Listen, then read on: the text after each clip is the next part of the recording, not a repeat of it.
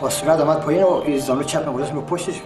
Media से बात करते हुए वो कहता है कि मैंने अपना घुटना उस औरत की कमर पे रखा और गला घोंटकर उसकी जान ले ली।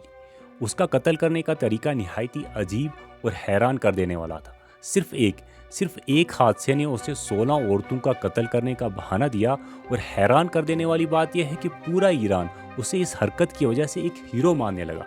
ये कहानी है ईरान के मशहूर सीरियल किलर सईद हनाई की, जिसने ईरान में 16 औरतों की जान ऐसे ले ली जैसे कि वो कोई कागज़ का खिलौना हो, और उसके कत्ल करने के तरीके की वजह से मीडिया में वो स्पाइडर किलर के नाम से मशहूर हुआ, क्योंकि वो प्रोस्टिट्यूशन में मुलविस औरतों को अपने जाल में फंसाकर घर ले जाता, गला दबाकर उनकी जान लेने के बाद उन्हें चादर या चटाई में एक मकड़ी की तरह लपेटकर सड़क पर फेंक देता। उस पर 5 से भी ज़ायद मूवीज़ और डॉक्यूमेंट्रीज तक बन चुकी है।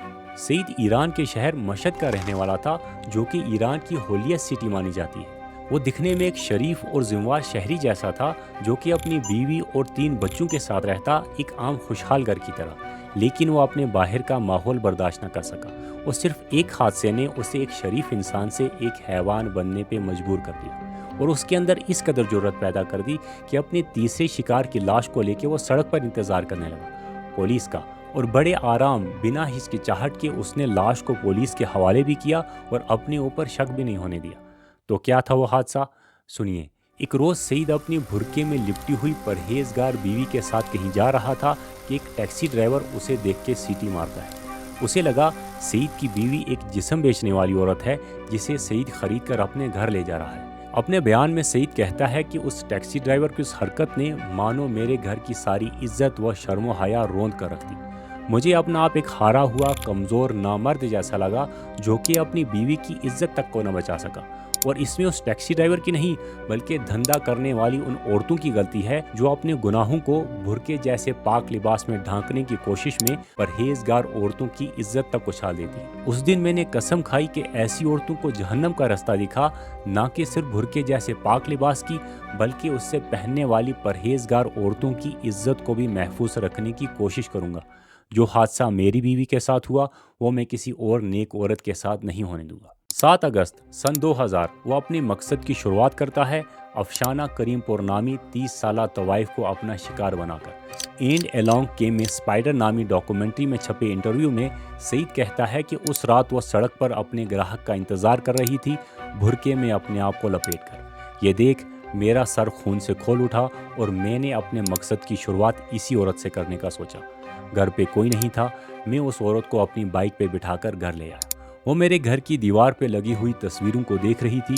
मैंने उसे पीछे से दबोचा और वो मुंह के बल गिर गई। फिर मैंने अपना घुटना उस औरत की कमर पे रखा और गला दबाकर उसकी जान ली।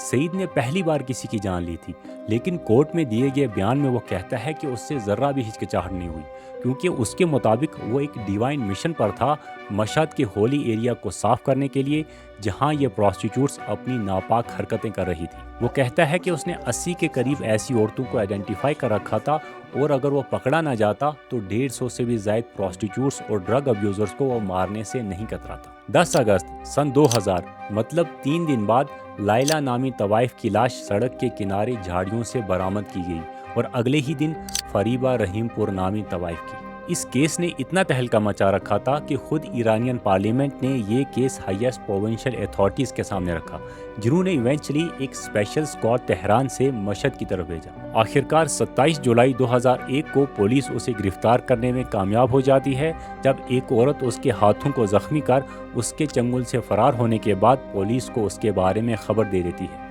अगस्त 2000 से जुलाई 2001 जब हनाई पकड़ा गया, तब तक 19 तवाइफों की लाशें बरामद की गई, जिसमें से 16 की जिम्मेवारी सईद ने ली।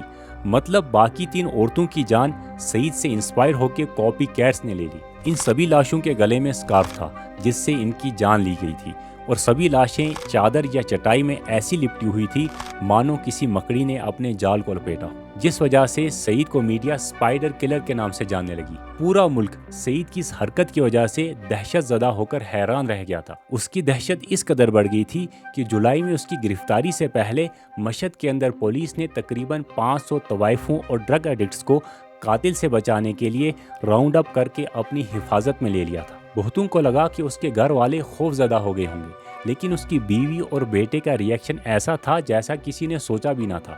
اس کے بیٹے علی حنائی کا یہ ماننا ہے کہ اس کے باپ ایک نیشنل ہیرو یا ایک شہید کی طرح ہیں جو اپنے دیش کی بہتری کے لیے اپنی جان تک قربان کرنے کے لیے تیار ہو گئے۔ And if they kill him tomorrow, dozens will replace him۔ اس کی وائف کا یہ ماننا ہے کہ جب ایک عورت ایک انجان آدمی کے ساتھ موٹر بائک پہ بیٹھ گئی تو ایسی عورت کے لیے موت کی سزا ہی ہونی چاہیے۔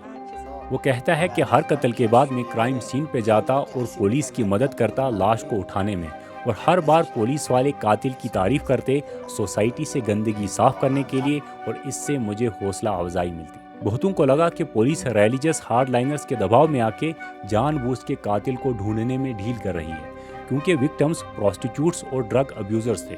کورٹ میں سعید نے اپنا جرم بے خوف قبول کر لیا، اور جرنلسٹ کے لیے اپنے چہرے پہ مسکراہٹ رکھ بڑی شان سے تصویریں بھی کھنچوانے لگا، کیونکہ اس کے مطابق وہ ایک نیک کام کر رہا تھا۔ رپورٹر رویا کریمی کہتی ہیں کہ سعید جب اپنی فیملی سے ملا تو اس کا ریئیکشن ایسا تھا مانو مکہ سے حج کر کے لوٹا ہو، اتنا پراؤڈ فیل کر رہا تھا۔ سعید کے خلاف کورٹ میں کئی دفعیں لگی، جو کہ بڑھتی گئی جوں مرنے والوں کی تعداد بڑھتی گئی، اور آخرکار 8 اپریل 2002 کو مشہد کی جیل میں اسے سزائے موت کے تحت پھانسی چڑھا دیا گیا۔ پر بات یہاں بالکل بھی ختم نہیں ہوتی۔ سعید حنائی کیس نے ایرانین سوسائٹی کو 2 حصوں میں بانٹ دیا تھا۔ کچھ لوگ اسے ایک ہیرو ماننے لگے جو کہ سوسائٹی سے مورل کرپشن صاف کر رہا تھا، اور کچھ اسے ایک بے رحم قاتل۔ جج حجت الاسلام منصوری میڈیا سے بات کرتے ہوئے کہتے ہیں کہ ان عورتوں کے کپڑوں، کمزور حالت جسم، خراب ناخن اور دانتوں سے یہ صاف ظاہر ہوتا ہے کہ وہ نہایت غریب اور مجبور تھیں۔ یہ ہیں عظم، عمر 45، سعید کی 6ویں شکار۔ پوچھنے پہ ان کے والد کہتے ہیں کہ جب عظم 20 سال کی تھی تو انہوں نے ان کی شادی اپنے ایک رشتہ دار سے کروا دی۔ 10 سال بعد ہی ان کے ہسبینڈ نے دوسری شادی کر لی، اور عظم اور ان کے 6 بچوں کو بالکل ہی پوچھنا چھوڑ دیا۔ نہ پیسہ نہ سہارا تو وہ کیا کرتی۔ ان کے 3 بیٹے اور 3 بیٹیاں تھیں۔ فیروز، عمر 30 سال، سعید کی 4ویں شکار، اور یہ ہیں ان کی 2 بیٹیاں 10 سالہ سحر اور 8 سالہ سارہ۔ پوچھنے پہ سحر کہتی ہیں کہ ماں کے مرنے کے بعد ان کے 15 سالہ بھائی صفائی کا کام کر رہے ہیں تاکہ انہیں بھوکے پیٹ نہ سونا پڑے۔ 18 سالہ مہستی، جن کی شادی 10 سال کی عمر میں ہی کروا دی گئی تھی، 5 سال تک ان کے ہسبینڈ انہیں زبردستی دھندا کرواتا رہا کیونکہ وہ ایک ڈرگ ایڈکٹ تھا۔ وہ کہتی ہیں کہ وہ مجھے پہلے میک اپ کرواتا، سڑک پر کھڑا کر زبردستی ان طوائفوں کی طرح ہنسنے اور مچلنے پر مجبور کرتا۔ منع کرنے پر کئی بار اس نے مجھے بے ہوش ہونے تک مارا اور میرے جسم کو بلیڈ اور چاقوں سے زخمی کیا۔ اب ڈر کے مارے میں وہی کرتی ہوں جو وہ کہتا ہے۔